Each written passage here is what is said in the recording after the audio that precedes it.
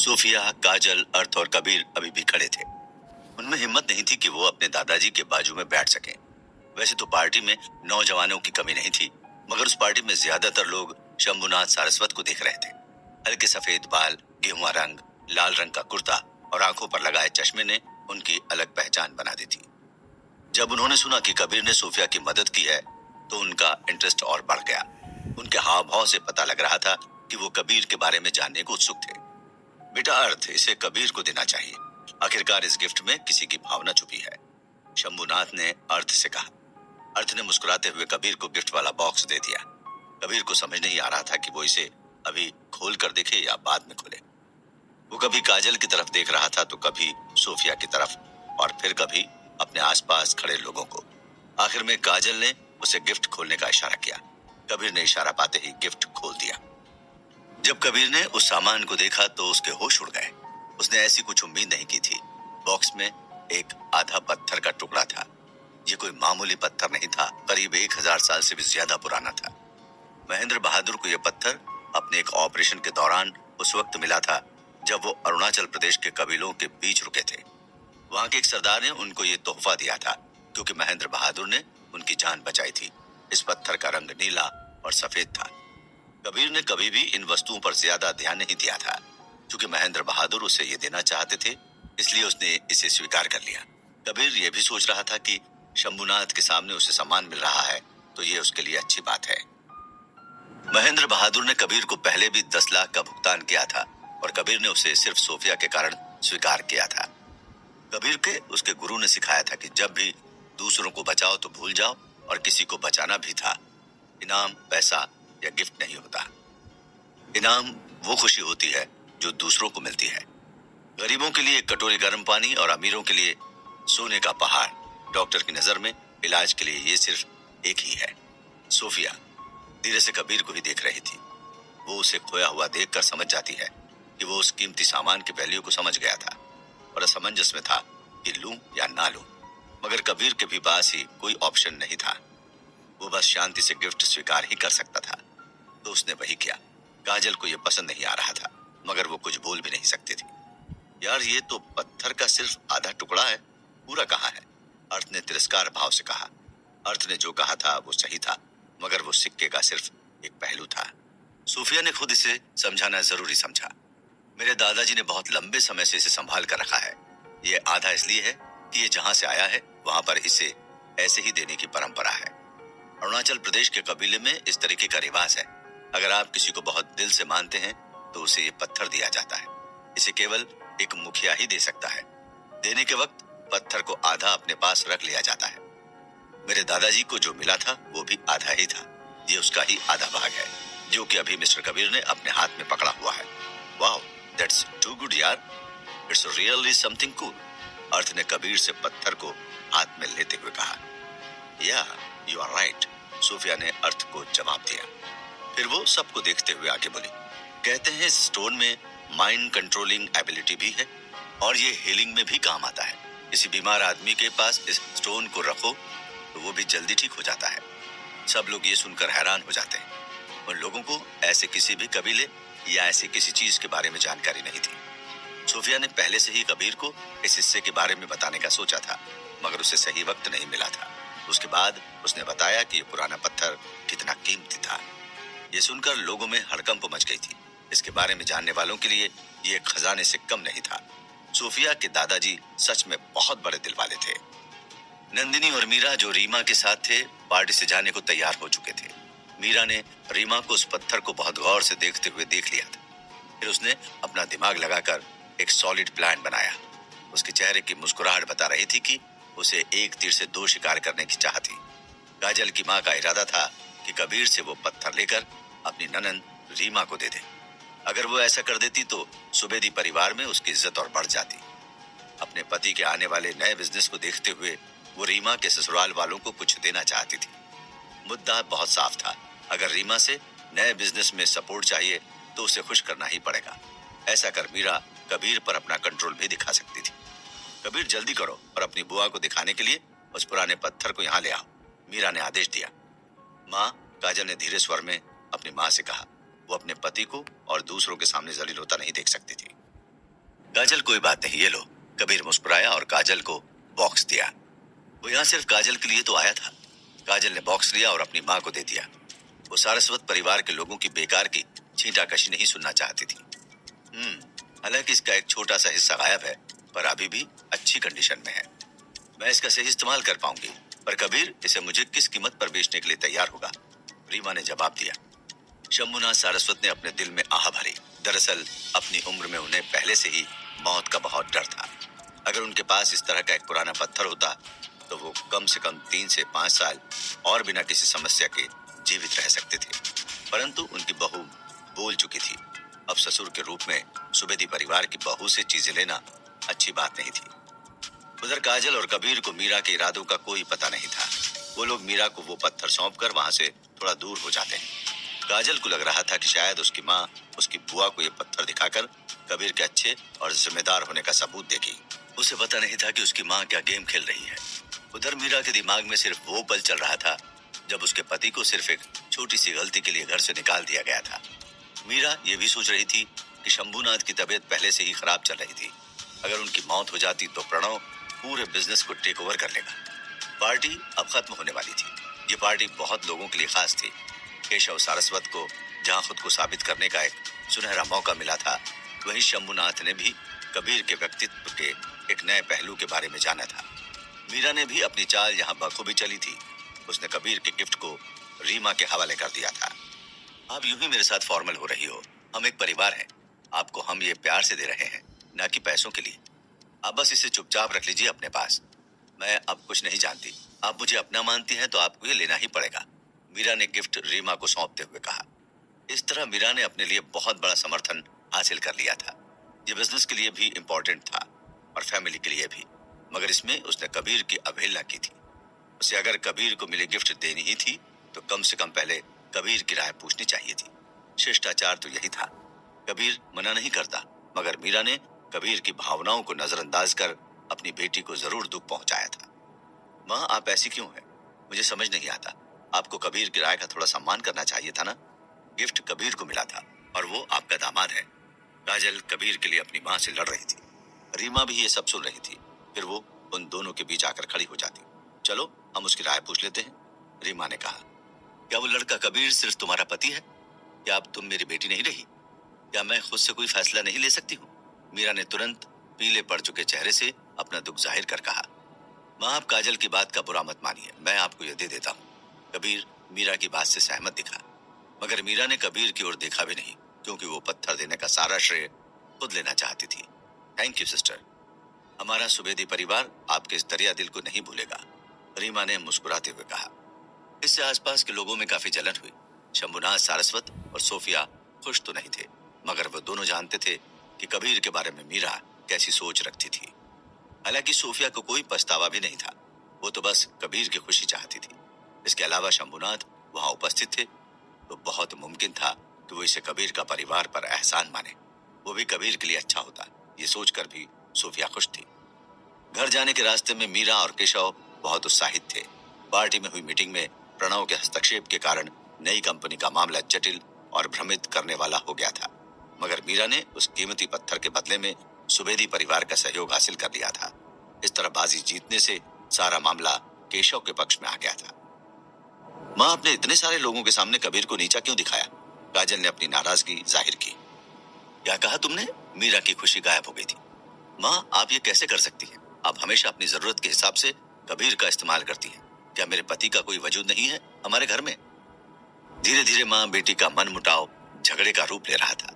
क्या ये झगड़ा काजल और कबीर के घर से बाहर निकाले जाने का कारण बनेगा, या मीरा सचमुच में कबीर को दामाद मान लेगी? होगा सुखद अंजाम या दुखद अंत। डॉन नंबर 1। सिर्फ अब तक हमने सुना कि कैसे मीरा ने कबीर को मिला हुआ गिफ्ट रीमा को दे दिया, जो काजल को बिल्कुल पसंद नहीं आया। काजल ने पहली बार कबीर के लिए अपनी माँ से सबके सामने सवाल जवाब किया था, जो कुछ ऐसे शुरू हुआ था। माँ, आप काजल की बात का बुरा मत मानिए। मैं आपको ये दे देता हूँ। कबीर मीरा की बात से सहमत दिखा, मगर मीरा ने कबीर की ओर देखा भी नहीं, क्योंकि वो पत्थर देने का सारा श्रेय खुद लेना चाहती थी। Thank you sister. हमारा सुबेदी परिवार आपके इस दरिया दिल को नहीं भूलेगा, रीमा ने मुस्कुराते हुए कहा। इससे आसपास के लोगों में काफी जलन हुई। शंभुनाथ, सारस्वत और सोफिया खुश तो नहीं थे, मगर वो दोनों जानते थे कि कबीर के बारे में मीरा कैसी सोच रखती थी। हालांकि सोफिया को कुछ पछतावा भी नहीं था, वो तो बस कबीर की खुशी चाहती थी। इसके अलावा शंभुनाथ वहां उपस्थित थे, तो बहुत मुमकिन था कि वो इसे कबीर का परिवार पर एहसान माने, वो भी कबीर के लिए अच्छा होता। ये सोचकर भी सोफिया खुश थी। घर जाने के रास्ते में मीरा और केशव बहुत उत्साहित थे। पार्टी में हुई मीटिंग में प्रणव के हस्तक्षेप के कारण नई कंपनी का मामला जटिल और भ्रमित करने वाला हो गया था, मगर मीरा ने उस कीमती पत्थर के बदले में सुवेदी परिवार का सहयोग हासिल कर लिया था। इस तरह बाजी जीतने से सारा मामला केशव के पक्ष में आ गया था। माँ, आपने इतने सारे लोगों के सामने कबीर को नीचा क्यों दिखाया? काजल ने अपनी नाराजगी जाहिर की। क्या कहा तुमने? मीरा की खुशी गायब हो गई थी। माँ, आप ये कैसे कह सकती हैं कि आप हमेशा अपनी जरूरत के हिसाब से कबीर का इस्तेमाल करती हैं? क्या मेरे पति का कोई वजूद नहीं है हमारे घर में? मैं तुम्हारी माँ हूँ।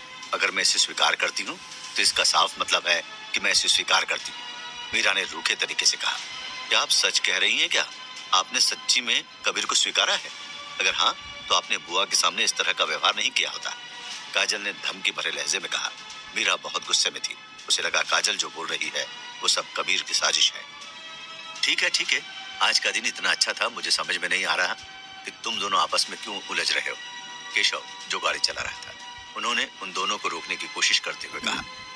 हालांकि उसने ये नहीं सोचा कि कबीर ने कॉन्ट्रैक्ट में एक बड़ी भूमिका निभाई थी और पार्टी में कीमती पत्थर भी कबीर को मिला गिफ्ट था, जिसे मीरा ने रीमा को दिया था। कबीर ने काजल को चुप रहने का इशारा किया और अपनी माँ से ऐसे बर्ताव न करने की सलाह दी, परंतु मीरा कबीर को अपशब्द कहना चालू रखे, जैसे कि कबीर परिवार की संपत्ति और ऐसी कोई चीजों को चुराने की योजना बना रहा हो।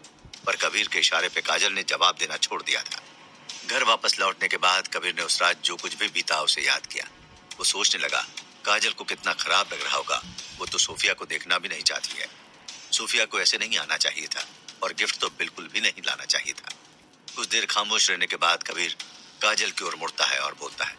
काजल, मुझे नहीं पता था कि सोफिया आज रात ऐसे ही पार्टी में आ जाएगी। वैसे भी मुझे पता है कि मैं गलत था। ये क्या बोल रहे हैं? मुझे नहीं समझ आ रहा। काजल ने धीरे से बोला। क्या आपको मैं अब अच्छी नहीं लगती? आप मुझ पे ध्यान नहीं देते हो? काजल की आंखों में आंसू थे। नहीं जान, मेरा मतलब ये नहीं था। बेचारा कबीर हत्या की दुनिया में अपने हाई आईक्यू के लिए जाना जाता था। जिन लोगों ने उससे पहले बात की थी, उन्होंने यहाँ तक कहा था कि दिमाग में कबीर को कोई नहीं हरा सकता था। फिर भी वो अपनी प्यारी पत्नी के सामने बेबस था। ठीक है, सॉरी जान, मैं अब तुम्हें नहीं छोड़ूंगा, कबीर ने बहुत प्यार से काजल को समझाते हुए कहा। काजल के चेहरे की मुस्कान फिर से वापस आ गई। अच्छा, एक बात पूछूं आपसे, बुरा तो नहीं मानोगे? काजल ने कबीर से सवाल किया। कबीर ने उसके सर को सहलाते हुए हाँ कहा। क्या आप अर्थ को पहले से जानते हैं? काजल सच में इस बारे में उत्सुक थी। नहीं तो, पर ऐसा क्यों पूछ रही हो? कबीर ने सवाल किया। वैसे भी अर्थ से क्या लेना देना है? कबीर भ्रमित था। हालांकि अर्थ ने कबीर को पहचान लिया था, लेकिन उसे देखकर भी कबीर को कुछ याद नहीं आया था। वो अब भी अपने दिमाग पे जोर डाल रहा था, मगर याद नहीं कर पा रहा था। आप एक दूसरे को कब से जानते हो? ईमानदारी से बोलो। कबीर के भ्रमित रूप को देखकर काजल ने सोचा कि कबीर जानबूझकर सवाल से बच रहा था, मगर कबीर सच में परेशान था। मुझे उससे क्या लेना देना है? मैं उसे आज से पहले मिला भी नहीं था, कबीर ने कड़क मुस्कान के साथ समझाया। तुम्हें नहीं पता, वो पूरी रात मुझसे तुम्हारे बारे में पूछ रहा था। काजल ने कबीर को देखा और कबीर सोच में दिखाई दे रहा था। शायद मैं गलत थी, मुझे आप पर शक नहीं करना चाहिए था। काजल को कबीर के चेहरे पर कोई भाव शून्य नहीं दिखे। उसने कबीर से माफी मांगी है। काजल चिंतित थी, क्योंकि उन लोगों पर कुछ दिन पहले ही जानलेवा हमला हो चुका था। अब कोई भी अगर कबीर के बारे में पूछता था तो काजल परेशान होने लगती थी। काजल के मन में एक और बात थी जो वो कबीर से पूछने की हिम्मत नहीं कर पा रही थी। वो सोफिया और कबीर को लेकर अभी भी डाउट में थी। इसमें काजल की भी गलती नहीं थी। वो जब भी सोफिया को भूलना चाहती थी, सोफिया किसी न किसी बहाने से उसके सामने आकर खड़ी हो जाती थी। उसे कबीर पर भरोसा था, मगर उससे बिछड़ने का डर भी था। कभी कभी उसका दिमाग एकदम काम करना बंद कर देता था। काजल ने महसूस किया कि कबीर पर शक करना कबीर के साथ उसके संबंध पर एक दाग लगाने जैसा था। ऐसा दाग कबीर कभी बर्दाश्त नहीं कर पाता। कबीर ने काजल के सिर को धीरे से थपथपाया। काजल अपने सपनों की दुनिया से बाहर निकल गई। उसका मुंह कोमलता से भरा हुआ था। कबीर उससे कहता है, मुझे लगता है हमें बच्चों के बारे में सोचना होगा। काजल जल्दी से कबीर से अलग हो गई और विरोध में अपना हाथ उठाया। ओह अच्छा अच्छा ठीक है। कबीर पहले तो दंग रह गया, लेकिन फिर वो हंसने लगा। इस दौरान काजल बिस्तर पर आ गई और अपने सिर को कंबल से ढक लिया। फिर धीमी आवाज में कहा, तुम बहुत शरारती हो, तुम मुझे अकेला देख बस ऐसी ही बातें करते हो। तभी एक आवाज आई और कबीर सतर्क हो गया। ये आवाज थी मीरा की। वो बाथरूम जाने के लिए उठी थी। तुम दोनों अभी तक सोए नहीं और रात में ऐसे कैसे चिल्ला रहे हो? सो जाओ चुपचाप, तुम्हारे पिता को नींद की जरूरत है। अगर तुम फिर से हमारे आराम में खलल डालने की कोशिश करोगे तो तुम दोनों को इस घर के दरवाजे के बाहर सोना होगा, समझ लो, मीरा ने भारी आवाज में कहा। हाँ माँ, गलती हो गई। कबीर चुपचाप हंसा और माफी मांगी। दिल में हालांकि वो खुशी खुशी अपने और काजल के बच्चों के नाम पर विचार कर रहा था। मीरा के जाने के बाद कबीर ने जल्दी से अपना बिस्तर बनाया और लेट गया। देखा, पड़ गई ना डांट, कहा था ना आपको इस वक्त ज्यादा बोला ना करो। मगर मेरी बात कोई मानता ही नहीं। काजल ने कबीर को चढ़ाया।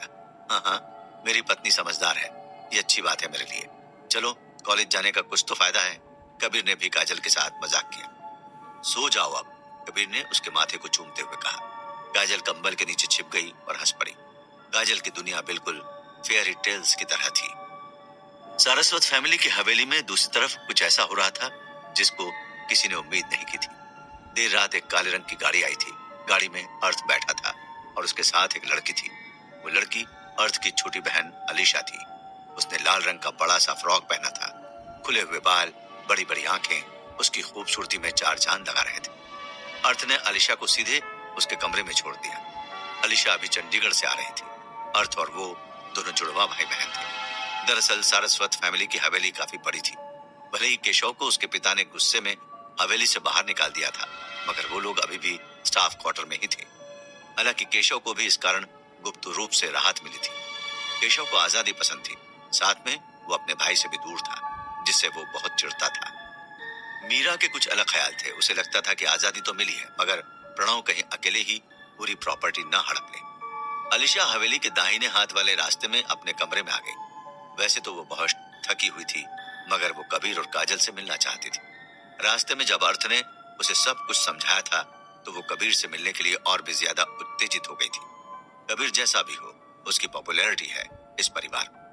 अलीशा पहले यहाँ नहीं आने वाली थी, मगर बाद में उसने अपना मन बदल लिया। रात का समय होने के कारण वो मिल नहीं सकती थी। वो बहुत ज्यादा थक गई थी। अलीशा ने आखिर में चुपचाप से अपने बिस्तर में लेटना ही सही समझा। इससे पहले कि वो कुछ सोच पाती, अर्थ उसके लिए खाना ले आया था। अर्थ उसके खाने तक कंपनी देता है और फिर वहां से चला जाता है। अलीशा को ज्यादा भीड़ पसंद नहीं थी। वो अपने आप में खुश रहना पसंद करती थी। बिस्तर पर लेटे हुए उसने अपने सीने पर लटके हुए एक साधारण से 10 निशान वाले लॉकेट को छुआ। बाहरी लोगों के समझ से बाहर था कि इतनी अमीर परिवार की लड़की ने एक साधारण सा लॉकेट गले में क्यों डाल रखा था। उस लॉकेट में सोना या कोई हीरा भी नहीं था। अलीशा को इन सब बातों से कोई फर्क नहीं पड़ता था। उसे ये पसंद नहीं था कि कोई उसके हर थॉट को समझे और उस पर प्रतिक्रिया दे। अभी उसका दिल बहुत खुश था। उसने नहीं सोचा था कि वो उससे फिर से शिमला जैसे सुदूर और छोटे शहर में मिल पाएगी। हालांकि वो अब उसका जीजा बन गया था, लेकिन इससे अलीशा को कोई फर्क नहीं पड़ रहा था, क्योंकि वो तो उसे पहले ही पा चुकी थी। अब वो अपनी किस्मत से बच नहीं सकता था। अलीशा का आना काजल और कबीर के रास्ते में क्या मुश्किलें पैदा करेगा, जानने के लिए सुनते रहिए डॉन नंबर 1। सिर्फ दूसरे शब्दों में, भले ही अलीशा असफल हो गई हो, फिर भी उसका ध्यान कबीर पर ही था। ये सब सोचते हुए अलीशा का चेहरा मुस्कान से भरा था। आज रात जल्दी सो जाओ, कल मुझे उसे शॉपिंग पर जाने के लिए घसीटना होगा। वो सच में नहीं जानती थी कि उसके दूसरे चाचा के परिवार ने उसे किस तरह के कपड़े दिए थे। वो पार्टी में तो नहीं थी, मगर अर्थ ने उसको कबीर की कुछ फोटो भेजी थी। फोटो में कबीर उस सूट में था जो मीरा ने उसे दिया था। उनके पास थोड़ा सा भी टेस्ट नहीं था और वो पूरी तरह से फिट नहीं थे। हालांकि वो नहीं जानती थी कि उसके जैसे शक्तिशाली व्यक्ति को उसके दूसरे मामा के परिवार द्वारा इतनी आसानी से गुलाम कैसे बना लिया गया था। सारस्वत परिवार वाले इंसान की अहमियत को नहीं समझते थे। पता नहीं ये इतना बड़ा बिजनेस कैसे चला रहे हैं। अलीशा अपने मामा और नाना के बारे में सोच रही थी। अलीशा ने करवट बदली और एक सपने में खो गई। म्यूनिक की उस अंधेरी रात को जब कुछ लोगों का एक झुंड बहुत उत्साह से पीछा कर रहा था। हालांकि अलीशा अपने सपनों में डरी हुई नहीं थी। ऐसा इसलिए था क्योंकि वो जानती थी कि उसका हीरो जल्द ही सामने आएगा। अलीशा चैन की नींद सोई। संभवतः उसके सपने का भी सुखद अंत हुआ। दरअसल 3 साल पहले की आलिशा आज की आलिशा से बिल्कुल अलग थी। उधर कबीर ठंडे पानी से नहा रहा था। उसने कभी इसका सपना भी नहीं देखा होगा जो आलिशा देख रही थी। जब कबीर अगली सुबह उठा तो उसे नहीं पता था कि उसके चारों ओर एक तूफान चल रहा था। ये कोई नहीं जानता था कि परिणाम क्या होने वाला था। इस तूफान में क्या कुछ बर्बाद होना था। चलो आज शॉपिंग के लिए चलते हैं। मुझे कुछ अच्छे और खूबसूरत कपड़े खरीदने हैं और पहनने भी हैं, ताकि आप अपनी गरीब पत्नी की ओर भी थोड़ा ध्यान दें, काजल ने दृढ़ता से कहा। ओह, आज तो कुछ अलग हो रहा था जो काजल ऐसे बोल रही थी। कबीर ने कुछ दिमाग लगाया और उसे कुछ समझ नहीं आया। तुम पहले से ही इतनी खूबसूरत हो, चलो बताओ कैसे ड्रेस लेना चाहती हो तुम? हमारे अलावा और कोई भी आ रहा है क्या? कबीर ने कुछ पता लगाने की कोशिश की। ओह, अर्थ भी आना चाहता है, काजल ने कहा। उसने अभी भी अलीशा के बारे में कबीर को नहीं बताया था। कबीर ने देखा कि काजल ने चेहरे पे काफी मेकअप किया था और कहा, तुम बहुत सुंदर हो। तुम्हारे अपने ऊपर अपनी माँ के कॉस्मेटिक को इस तरह बर्बाद नहीं करना चाहिए। कबीर ने ईमानदारी से सलाह दी। काजल कुछ पल रुकी और कबीर से पूछा, मुझ में और सोफिया में कौन सुंदर है? बेशक मेरी पत्नी, और उसके जैसी कोई हो भी नहीं सकती। कबीर ने तुरंत रौब से जवाब दिया। कबीर के शब्दों को सुनकर खुश काजल ने अपनी खुशी का इजहार करते हुए एक छोटा सा डांस स्टेप किया। पर काजल ये बात से अनजान थी कि कबीर और अलीशा पहले से एक दूसरे को जानते थे। मीरा अपने पूरे परिवार के साथ डाइनिंग टेबल पर बैठकर खाना खा रही थी। तभी वहां अर्थ आता है। वो बहुत जल्दी में लग रहा था। मैंने सुना है कि तुम लोग शॉपिंग के लिए जा रहे हो। ध्यान रखना तुम लोग अपना। काजल को ज्यादा धूप में मत जाने देना, मीरा ने अपनी प्लेट उठाते हुए अर्थ से कहा। अर्थ ने सिर हिलाकर मीरा को जवाब दिया। वो कल रात की बात पर मीरा से कुछ खफा सा था। कबीर का गिफ्ट बिना उससे पूछे किसी को दे देना अच्छी बात नहीं थी। मीरा के जाने के बाद वो डाइनिंग टेबल पर ही बैठ गया और कबीर से बोला, जिया जी, आपके लिए एक सरप्राइज है। कबीर खाते खाते रुक गया। उसने काजल को देखा, वो हंस रही थी। उसे अभी भी समझ नहीं आ रहा था कि क्या सरप्राइज है। वो जैसे ही कुछ बोलने की कोशिश करता है, काजल उसे चुप करा देती है। कबीर सोचता है, शायद आज मुझे कुली का भी काम करना पड़ेगा, क्योंकि काजल को शॉपिंग करना बहुत पसंद था और कबीर उसका बैग उठाए। वो एक बार को भगवान की बात काट सकता था, मगर काजल की बात नहीं। कबीर जब अपनी सोच से बाहर आता है तो देखता है काजल और अर्थ बाहर निकल चुके थे। वो जल्दी से अपना प्लेट रखकर बाहर की तरफ भागा। जब कबीर बाहर पहुंचा तो उसने देखा कि कार में एक लड़की थी। कबीर उसे पहचान नहीं पा रहा था। कबीर कुछ और सोच पाता इससे पहले ही काजल उतरकर कबीर को अलीशा से मिलवाती है। इनसे मिलो, ये है रीमा बुआ की बेटी अलीशा, और अलीशा ये है आपके जीजाजी कबीर। अलीशा ने दबी आवाज में कहा, हेलो, लगता है मैंने आपको पहले भी कहीं देखा है। कबीर मुस्कुराकर कहता है, मुझे तो नहीं लगता। काजल फिर कबीर को पकड़कर गाड़ी के अंदर ले जाती। उन लोगों को पहले ही देर हो चुकी थी। अचानक से काजल ने कहा, मैं गाड़ी ड्राइव करूंगी। कबीर के तो मानो तोते उड़ गए। उसे वो रात याद आ गई जब काजल गाड़ी चला रही थी। उसने तुरंत कहा, नहीं नहीं, ये सही नहीं रहेगा। मेरे होते मेरी बीवी गाड़ी चलाए, अच्छा नहीं लगेगा। अलीशा मुस्कुराकर कबीर को देखने लगी। वही काजल समझ जाती है कि कबीर को वो रात याद आ गई है। कबीर ने फिर उसे याद दिलाया कि अभी उसका लाइसेंस भी नहीं है।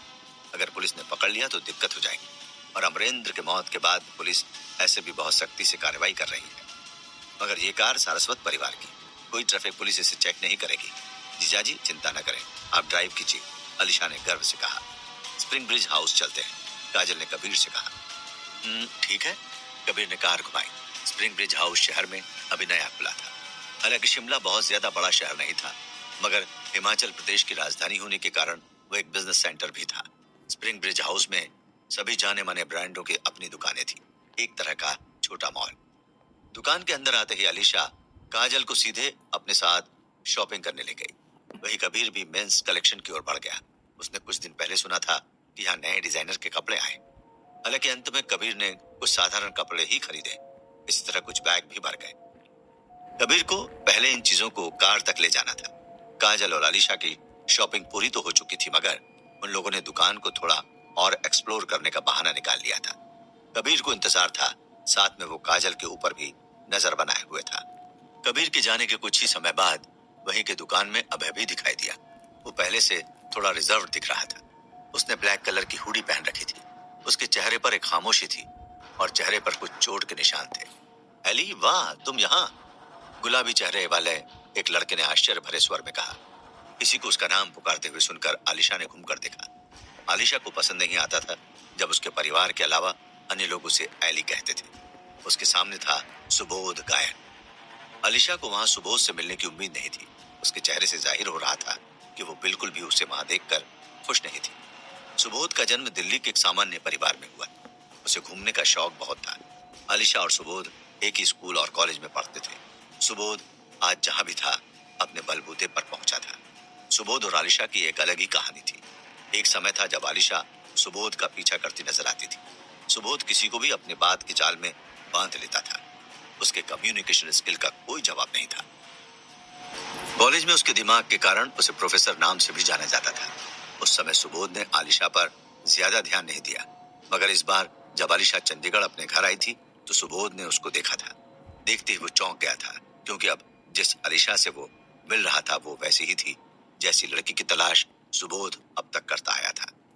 अतीत में आलिशा के प्रति मोह के कारण उसने अपने दोस्तों के साथ एक शर्त लगाई थी।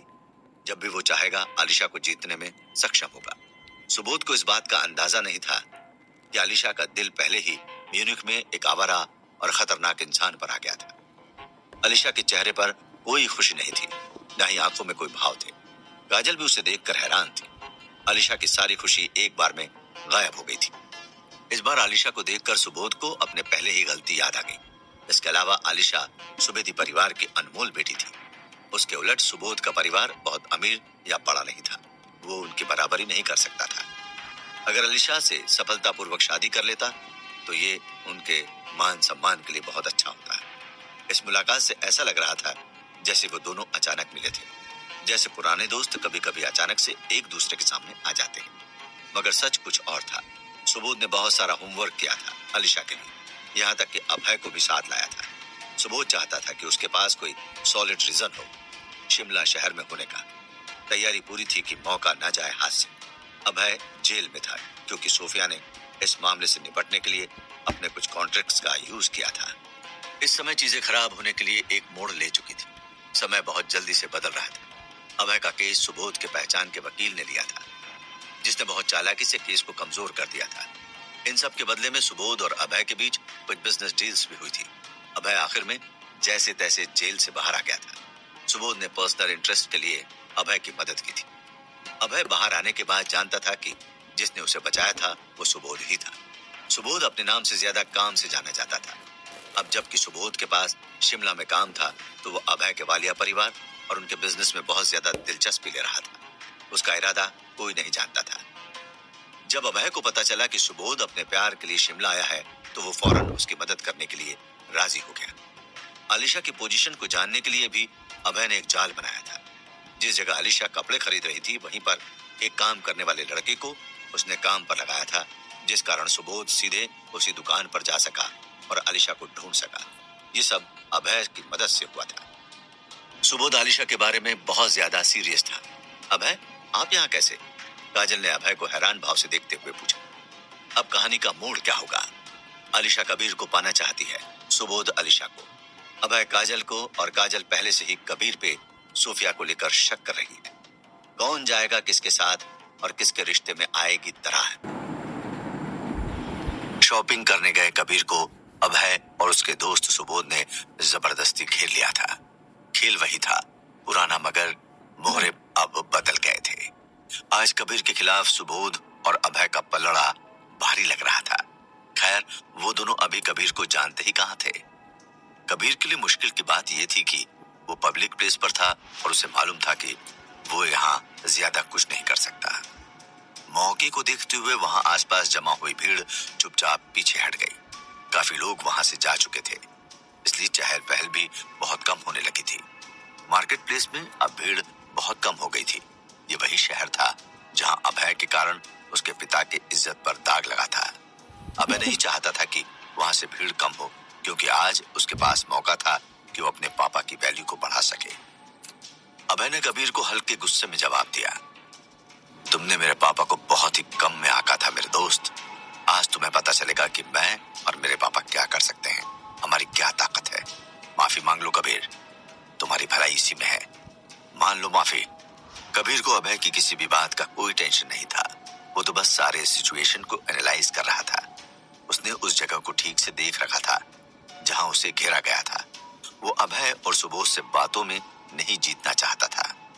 अपने आसपास के लोगों के व्यवहार को देखते हुए अभय ने महसूस किया कि उसके पिता को सम्मान दिलाने का सबसे अच्छा तरीका था। नागरिक ज्यादा नहीं जानते थे, अतीत में इस शहर में एक से अधिक डॉन थे, लेकिन अभय के पिता यानी कि मनोज वालिया के आने के बाद से सब बदल गया। अब ये जगह ऐसी बन गई थी जहां उसे कोई छू भी नहीं सकता था। सबसे कमाल की बात यह थी कि कई साल बीत जाने के बाद भी कोई मनोज वालिया को उसकी जगह से हटा नहीं पाया था। हालांकि ये सच पूरा नहीं था कि शिमला में सिर्फ मनोज का दबदबा था। अभय कबीर को घुटने टेकने के लिए कहता है तो ये बात सुनकर सुबोध अपना विरोध जताना शुरू कर देता है। वो अभय से कहता है, तुम बात को कुछ ज्यादा ही ढील नहीं दे रहे हो। सुबोध को डर सिर्फ आलिशा का था। वो उसके सामने अपनी इमेज खराब नहीं करना चाहता था। अगर वो वहां अचानक से आई और कबीर को उसके सामने घुटने टेकते पाया तो बात हाथ से निकल सकती थी। इस तरह ना चाहते हुए भी अलीशा के सामने उसकी इमेज खराब हो सकती थी। ऐसे में उसकी सारी मेहनत बर्बाद हो जानी तय थी। माइंड गेम्स में सुबोध मास्टर था। सुबोध अपने सपनों में खोया था और सोच रहा था कि जब अलीशा को पता चलेगा कि मैंने उससे मिलने के लिए कितने रास्ते निकाले थे तो वो खुशी से पागल हो जाएगी। अलीशा और मेरे लिए यह बहुत सुखद अंत होगा। उसने फिर अभय की आवाज सुनी और अपने ख्यालों से बाहर आया। अभय अभी भी कबीर को धमका रहा था। सुबोध ने फिर अभय से बोला, अभय अगर तुम अलीशा के आने से पहले इस गरीब चूहे को घुटने टेकने और उसके चेहरे पर थप्पड़ मारने के लिए कह सकते हो तो ये बात तुम्हारे लिए सारस्वत परिवार में दोबारा अपनी इज्जत पाने का जरिया बन सकता है। सुबोध की आवाज में अब कॉन्फिडेंस बढ़ रहा था। सुबोध, इसे ध्यान से देखो, ये शख्स सारस्वत फैमिली का दामाद नहीं नौकर है। उसे अपनी गलतियों को स्वीकार करने में केवल कुछ मिनट लगेंगे। अभय ने कहा, कुछ पैसे निकालकर उसके मुंह पर मारो या तो उससे अपने जूते भी साफ करा सकते हो। चाहो तो इस कमजोर को पीटकर जमीन पर फेंक सकते हो, लेकिन हाँ, जो करना है जल्दी करो यार। सुबोध ने अभय को सलाह दी। ये न केवल मुनाफे का मामला था बल्कि दोनों पक्षों के बीच गहरी दोस्ती की एक नई शुरुआत थी। आखिर दोनों का दिमाग एक जैसा ही सोच रहा था। दोनों ने एक दूसरे का भरोसा जीतने में कोई कसर नहीं रखी थी। चूंकि वो अंगरक्षकों के आने से पहले इस आदमी को घुटने टेककर माफी मांगते हुए देखना चाहता था, अभय ने और भी तरकीब सोच डाली। अभय मन में भी सोच रहा था कि जो गलती उसने पार्टी में की थी वो यहाँ उसे दोबारा नहीं कर सकता। यह आदमी थोड़ा डिफिकल्ट है, दिमाग से भी इसे हराना बहुत मुश्किल है। तब अभय को याद आया कि इसने शर्त में पैसों के लिए काजल को भी दांव पर लगा दिया था। अभय का दृढ़ विश्वास हो चला था कि वो कबीर को नष्ट करने के लिए पैसे का इस्तेमाल कर सकता है। वो कबीर के नजदीक गया और बोला, ये 2 मिलियन है। तुमने सुना, 2 मिलियन यानी 20 लाख रुपए। ये सब तुम्हारे हो सकते हैं, बस तुम घुटने टेक कर खुद को थप्पड़ मारो। मैं मजाक नहीं कर रहा, वादा कर रहा हूं। अभय ने अपने हाथ में चेक लहराया, फिर महसूस किया कि ये उचित नहीं था, इसलिए उसने कहा, यदि तुम खुद को थप्पड़ मारते हो तो मैं तुम्हें 1 मिलियन और दूंगा।